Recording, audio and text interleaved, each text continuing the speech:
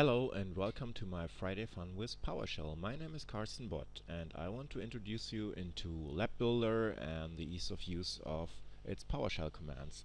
Labbuildr is based upon my former known Networker2Go, which is an environment that automatically creates hands-on or demo labs or testing labs based upon VMware Workstation templates. So in essence, you could build a networker environment with dynamically creating Exchange 2013 database availability groups or SQL always on groups. Underneath there are a good set of PowerShell commands working, and I also built some modules that allow me to control VMware Workstation virtual machines. And this is what I want to demonstrate you today. So first of all, when I start my Labbuildr, it loads the Labbuildr environment and the Labbuildr modules. So I do a get command minus module Labbuildr. It shows me all the commands that I have in. And the mother of all commands is get VMX, because get VMX stands for VMware Workstation Virtual Machine, lists me all the information on installed virtual machines. So I do a get VMX, and I see there's currently no virtual machine installed in my Labbuildr environment because I just installed the Labbuildr binaries in here. I do this from the root directory of the install path because I don't want to query the whole hard disk or all hard drives on your machine for virtual machines. However, there's a -path option that can specify another path like Networker2Go and shows you all the virtual machines that are in there. As you can see, there are two virtual machines named master. They have different UIDs to make them different from each other. They are template VMs. Template VMs are VMs that are protected from accidental deletion, and also the snapshots are protected from deletion. Now today we want to prepare 3 Isilon nodes for a Isilon remote replication. Those should be the remote nodes on this dev box. I have a production box with the production nodes on my other computer.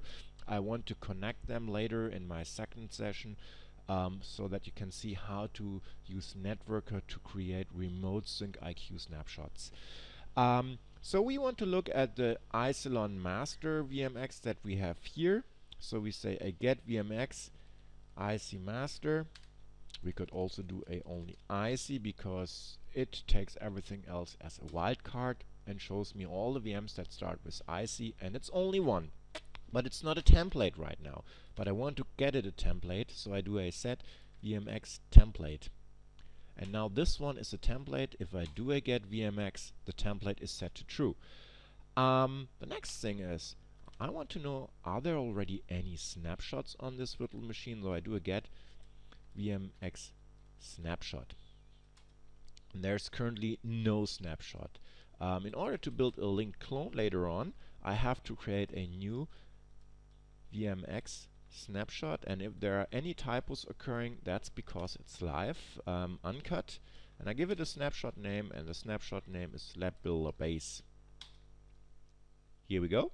The snapshot is created, and we could look at the snapshot with get VMX snapshot, and it tells me all the information like path, config, and all that stuff that I would need for the next command. And as you can see, I simply pipe it into the next command. So rather than typing down all the commands, if my environment is already set up, I can just use the output of the get VMX snapshot command and pipe it into the next command, which is new VMX linked clone.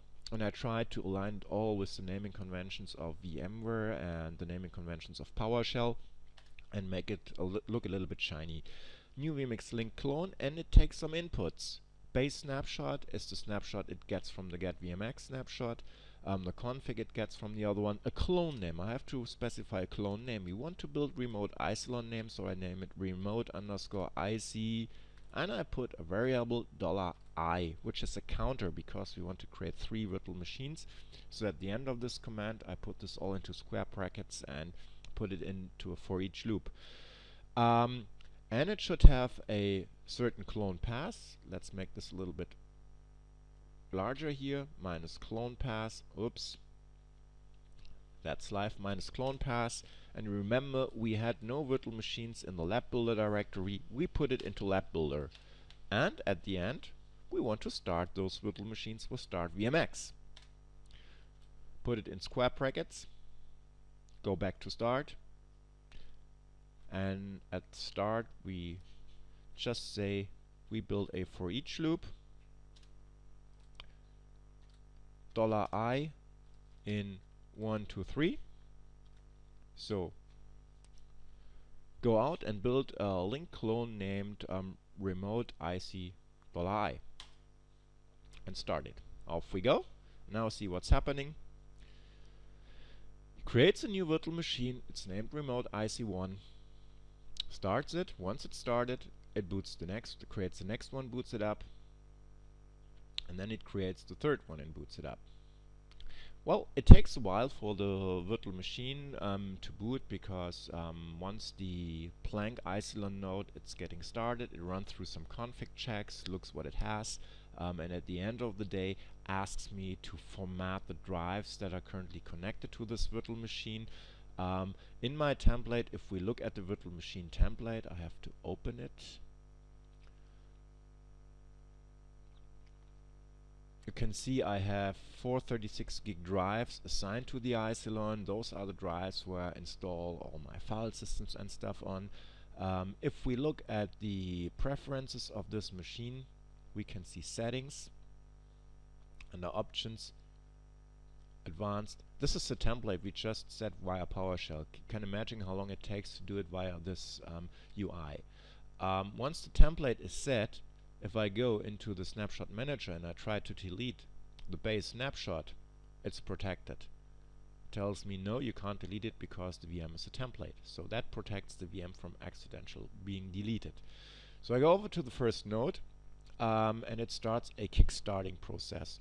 Do you want to start this kickstart, which is responsible for formatting drives and all that stuff? We say yes. It takes a while, and then it starts to create the new file system on that box, and once it's ready,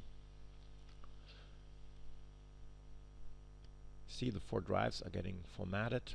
And once this is done, we can start our Isilon setup. So right now this is just taking me like 6 minutes or 5 minutes with explaining that stuff. So normally it would take me like 2 minutes to get the Isilon up and running. And depending on the amount of drives and the amount of work that's going on the box, it takes a little bit, so make sure that you have fast SSDs. This is more like a slower box. So I wait for the format to be finished. And once the format is finished, it will start the Isilon, build some basic configuration, and then it runs through the install wizard. So what I want to do is I want to create a new cluster, go through some important information, read carefully. Do you accept the license agreement? Yes, I do it. Enter the password for root. Oops. It's live again. Password changed. Now the same thing for the admin. Again for the admin. This is done. Password change. Do you want to? No, I don't want to have remote support on this because it's a dev box. Give a name for a cluster. IC to go under remote. So that's my remote Isilon node. Leave this default. Now I have to configure my internal network. I configure the net mask. It's 255.255.255.0. And I want to configure a range, and it starts from 192.168.70.141. Oops. And it ends at 149. So the next thing I want to do is I configure the external interface, and the net mask here as well is 255.255.255.0, and the IP range is 10.10.0.1 141, and it goes to 149. Okay, so I configure the default gateway, and the default gateway is 10.10.0.103 on my networker machine, and I want to build a smart connect zone. The smart connect zone name is smart connect remote for the remote smart connect, and the smart connect service IP is 10.10.0.140, so that I can reach all the nodes in that cluster from that service IP. We've done it. So I enter the DNS server. It's 10.10.0.10, and the search domain is Labbuildr1.local, so that I can reach it later on from my Labbuildr machine.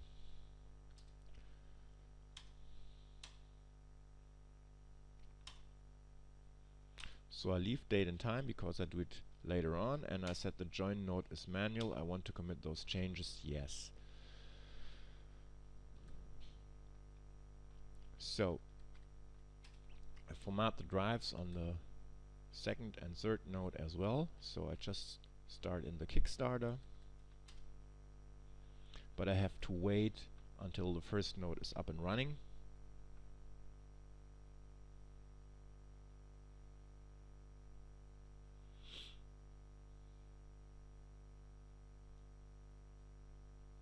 Second node is formatting, third node is formatting.